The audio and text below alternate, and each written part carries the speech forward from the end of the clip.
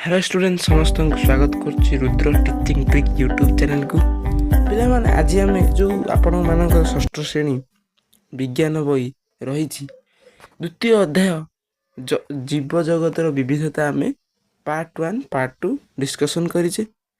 आज आम part 3 discussion करवा। मो पिला कही मु सबू एव्री कनसेप्ट आपन को बुझे एटा भी आपन को भल से बुझा मुझे चेष्टा करमी।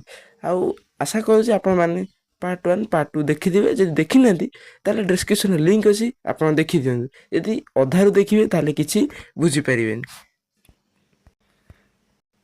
यू आम पढ़ा कार्य 2.6 आस खोजा कौन खोजा कार गोटे पैसा गली पड़ी ताकू आम खोजा ना पिला माने मजा करी। एक खोला स्थान परिदर्शन कर जोठारे अनाबना गुल्म एवं घास बढ़ी आपण मान यहाँ कार्य रही।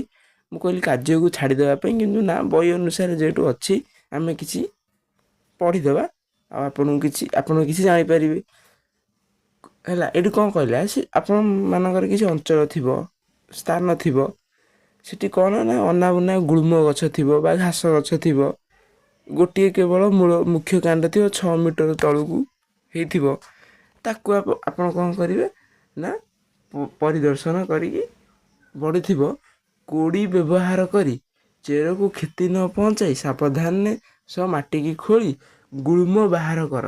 यहीपरि करने तुम्हें माटी को ओदा और हालुका कर ताड़ी की आने ताड़िया खोलिया समय जमी चेरर किसी क्षति न हुए।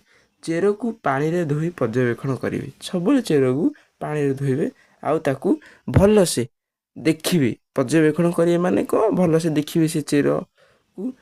तुम्हें पर्यवेक्षण शेष करने पर गुल्म गुड़ी को पुनः रोपण करने को भूल ना। तो फिर देखी सारापर कौन कर ना फिर ताकू माटी खोलिकी पोतीदेव।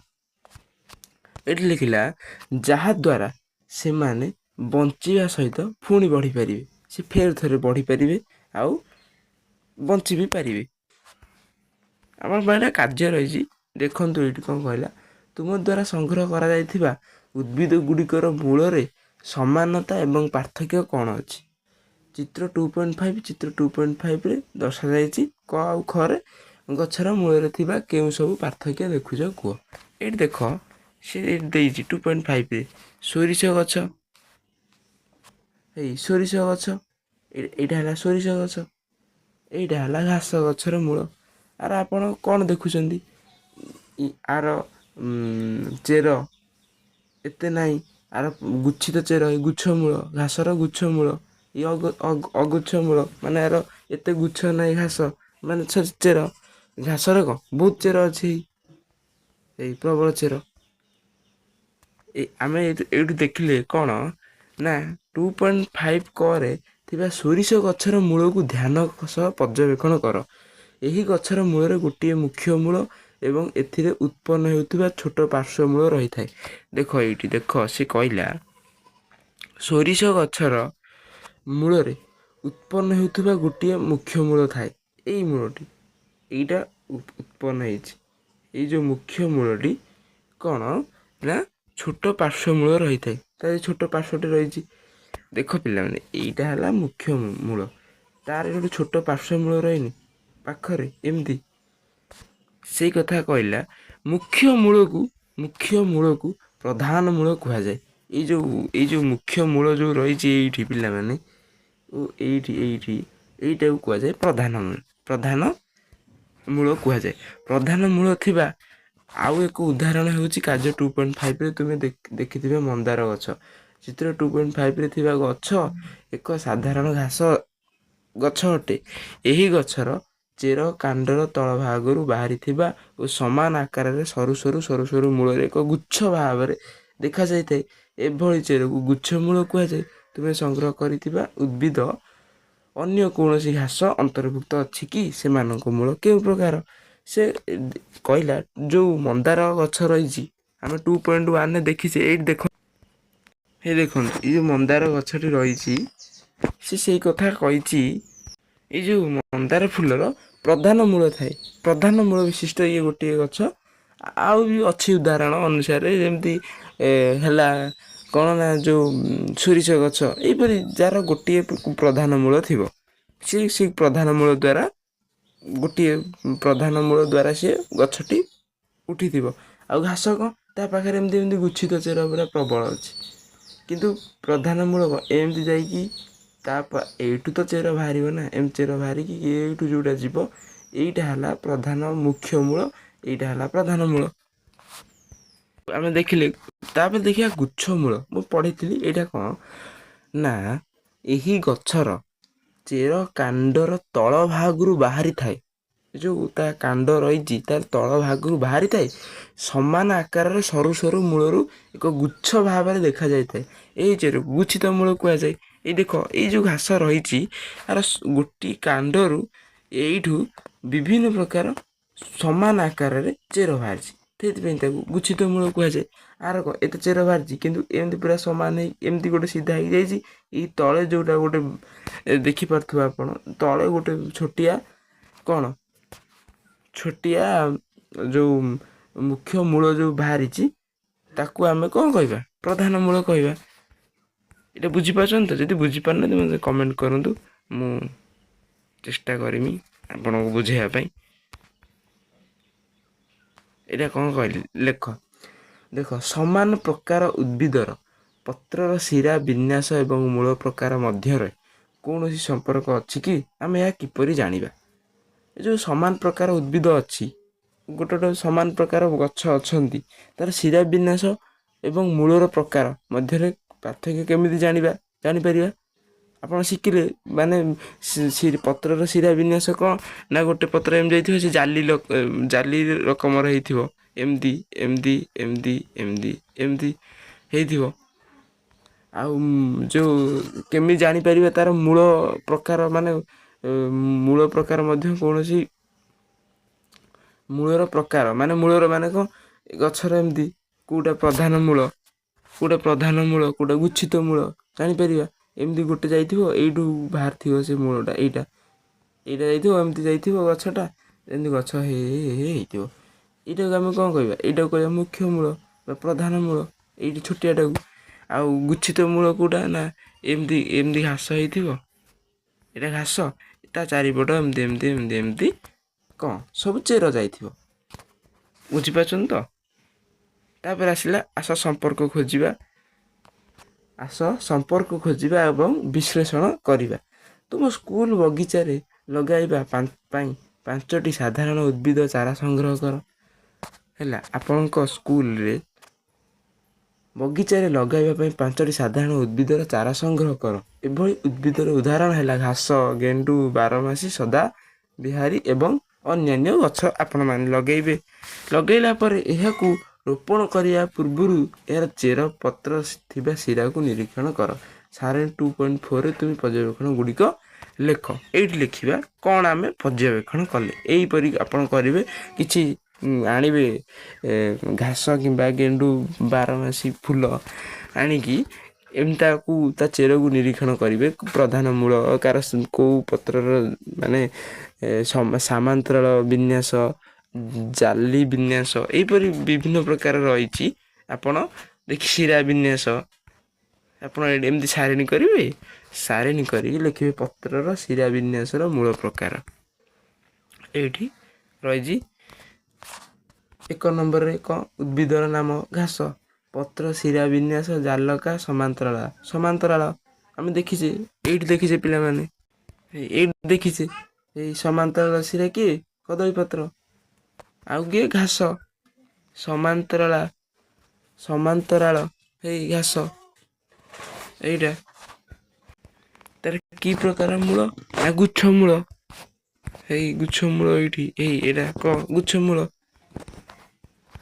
ଏମିତି ରହିଛି ପିଲାମାନେ ଆପଣମାନଙ୍କ ପାଇଁ। ଏହିପରି ବକ୍ସ କରିବେ, ଉଦ୍ଭିଦଙ୍କ ନାମ ଲେଖିବେ, ତାଙ୍କର ଯେଉଁ ପତ୍ର ରହିଛି କିପରି ପତ୍ର ଶିରା ବା ବିନ୍ୟାସ ବା ଜାଲାନ୍ତର ଏମିତି ରହିଛି, ତାର ମୂଳ କେମିତି ରହିଛି, ଏହିପରି ଲେଖିକି ଆପଣ ଖାତାରେ କରିବେ। ଏଗୁଡ଼ା ସବୁ ଆପଣମାନଙ୍କ ପାଇଁ କାର୍ଯ୍ୟ ରହିଛି, ଆପଣମାନେ କରିବେ। ଏଇଠି ଦେଖନ୍ତୁ କ'ଣ ଲେଖା ହେଇଛି ଏଠି।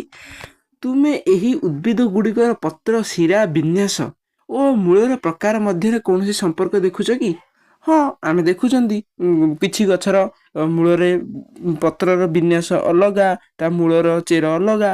ବାରମାସୀ ସଦା ବିହାରୀ ଗଛର ପ୍ରଧାନ ମୂଳ ଥାଏ ଏବଂ ଏହାର ପତ୍ରରେ ଜାଲକା ଶିରା ବିନ୍ୟାସ ଥାଏ। ଜାଲକ ଶିରା ବିନ୍ୟାସ ଥିବା ଅନ୍ୟ ଉଦ୍ଭିଦର ମଧ୍ୟ ପ୍ରଧାନ ମୂଳ ଥାଏ କି? ହେଲେ ପିଲାମାନେ ସେ କହିଲା ଏଠି ଦେଖ, ତୁମେ ଏହି ଉଦ୍ଭିଦ ଗୁଡ଼ିକର ପତ୍ର, ଶିରା ବିନ୍ୟାସ ଓ ମୂଳର ପ୍ରକାର ମଧ୍ୟରେ କୌଣସି ସମ୍ପର୍କ ଦେଖୁଛ କି? ହଁ ଆମେ ଦେଖୁଛେ ବିଭିନ୍ନ ପ୍ରକାର ପତ୍ରର ବିନ୍ୟାସ ରହିଛି, ତା ମୂଳର ସମ୍ପର୍କରେ କିଛି ଗୁଚ୍ଛିତ ମୂଳ, କିଛି ଚେର ଅଧିକ ରହିଛି। ଆମେ ଦେଖୁଛେ ସବୁ ଉଦ୍ଭିଦ ମାନଙ୍କର ପତ୍ରର ଶିରା ବିନ୍ୟାସ ଆଉ ମୂଳର ପ୍ରକାର ଭେଦ। ବାରମାସୀ ସଦାବିହାରୀ ଗଛର ପ୍ରଧାନ ମୂଳ ଥାଏ ଏବଂ ଏହାର ପତ୍ରରେ ଜାଲକା ଶିରା ବିନ୍ୟାସ ଥାଏ। ବାରମାସୀ ସଦାବିହାରୀ ଗଛ କ'ଣ ପିଲାମାନେ ଆପଣ ଜାଣିନାହାନ୍ତି? ମୋ କାମ ହେଲା କ'ଣ, ଆପଣଙ୍କୁ ସବୁ କନସେପ୍ଟ ବୁଝେଇବା ପାଇଁ ମୁଁ ଆପଣଙ୍କୁ ବୁଝେଇମି। ଏଇ ଯେଉଁ ବାରମାସୀ ସଦାବିହାରୀ ଗଛ କ'ଣ, ମୁଁ ଆପଣଙ୍କୁ ଆ ପିକ୍ଚର ଦେଖେଇମି। ପିଲାମାନେ ଫଟୋ ରଖିଛି, ଆପଣଙ୍କୁ ଦେଖେଇମି। ହେଇ ପିଲାମାନେ ଦେଖନ୍ତୁ, ଏଇଟା ହେଲା ବାରମାସୀ ସଦାବିହାରୀ ଗଛ।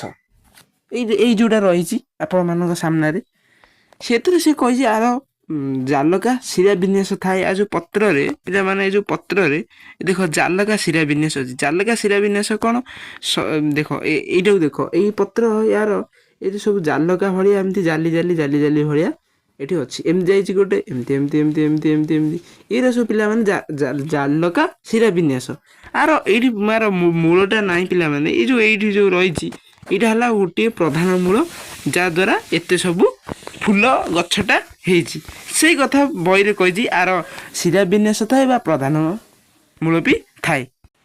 ଆପଣ ବୁଝିପାରିଲେ ତ? ଏଇ ଯେଉଁଟା କହିଲା ବାରମାସୀ ସଦାବିହାରୀ ଗଛର ପ୍ରଧାନ ମୂଳ ଏବଂ ଜାଲକା ଶିରା ବିନ୍ୟାସ ଥାଏ। ତାପରେ ନେକ୍ସଟ କ'ଣ ରହିଛି ଦେଖିବା। ଜାଲକା ଶିରା ବିନ୍ୟାସ ଥିବା ଅନ୍ୟ ଉଦ୍ଭିଦର ମଧ୍ୟ ପ୍ରଧାନ ମୂଳ ଥାଏ କି? ନା ପିଲାମାନେ, ନଥାଏ।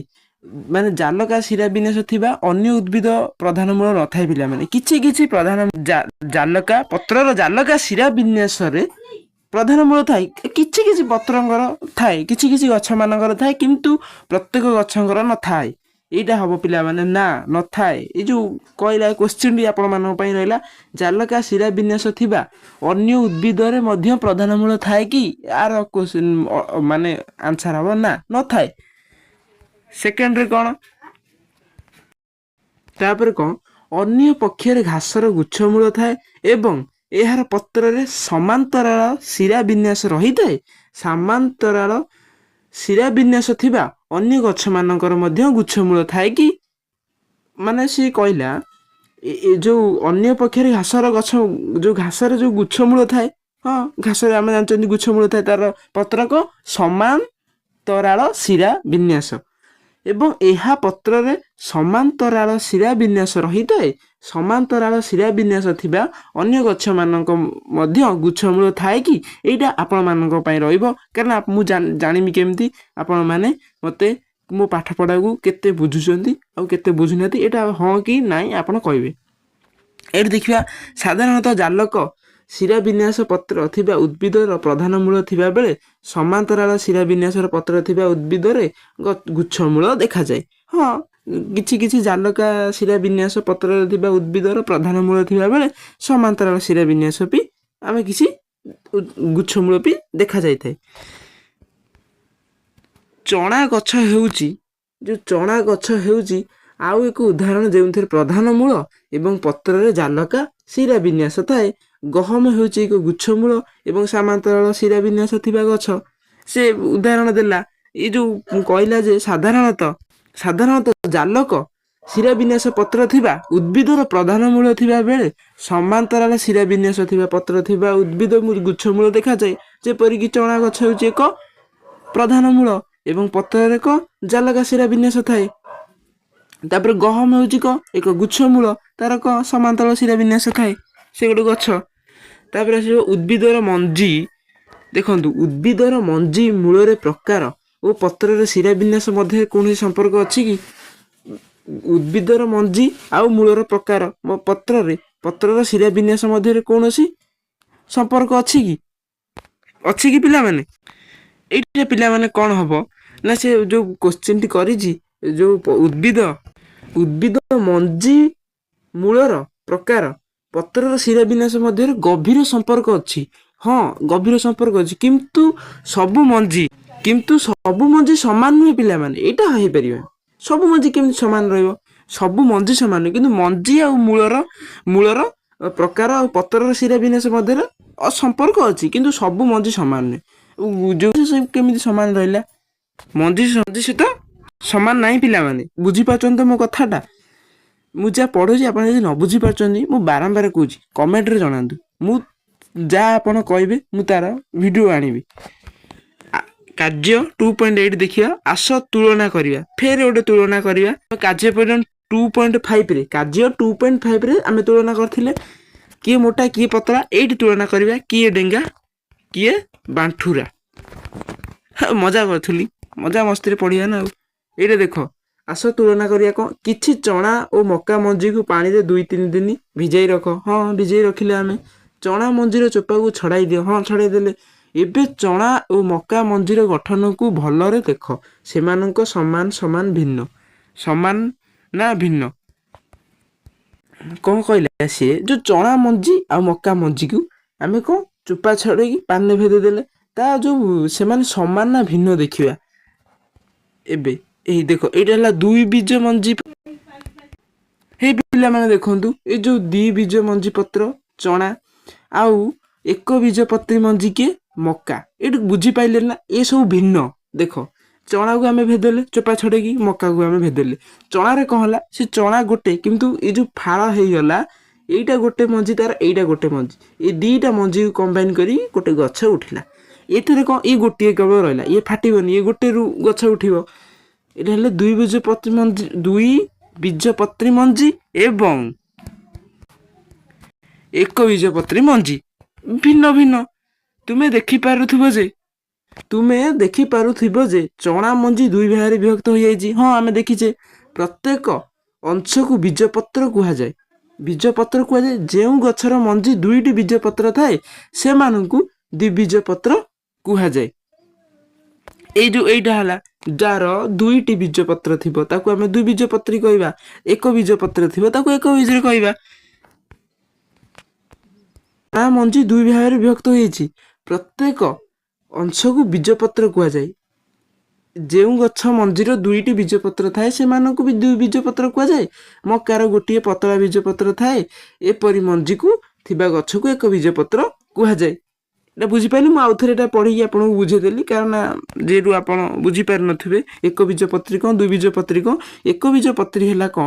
ଯେ ଗୋଟିଏ ବୀଜର ଗଛରେ ଉଠିଥିବ, ସେଟା ମାନେ ଗୋଟେ ମଞ୍ଜି ଗଛ ଉଠିଥିବ। କିନ୍ତୁ 2 ବୀଜ କ'ଣ? 2ଟା ମଞ୍ଜି ଡିଭାଇଡେଡ୍ ହେଇଯାଇଥିବ। ଗୋଟିଏ ବୀଜପତ୍ରରେ ଏଇଟା ହେଲା ଗୋଟିଏ ବୀଜପତ୍ର, ଏଇଟା ହେଲା 2ଟାଙ୍କ ମଞ୍ଜିରୁ ଯୋଉଟା ବାହାରି ସେଟା ହେଲା, ଏଇଟା ହେଲା ଗଛ। କିନ୍ତୁ ଏଇ 2ଟା ହେଲା ମଞ୍ଜି, 2ଟା ମଞ୍ଜି, ସେଥିପାଇଁ ଦ୍ୱିବୀଜପତ୍ରୀ କୁହାଗଲା। ଉଦ୍ଭିଦର ପତ୍ରର ଶିରାବିନ୍ୟାସ, ମୂଳର ପ୍ରକାର ଏବଂ ବୀଜପତ୍ର ସଂଖ୍ୟା ମଧ୍ୟରେ ଥିବା ତୁମେ କ'ଣ ସମ୍ପର୍କ ଦେଖିଛ?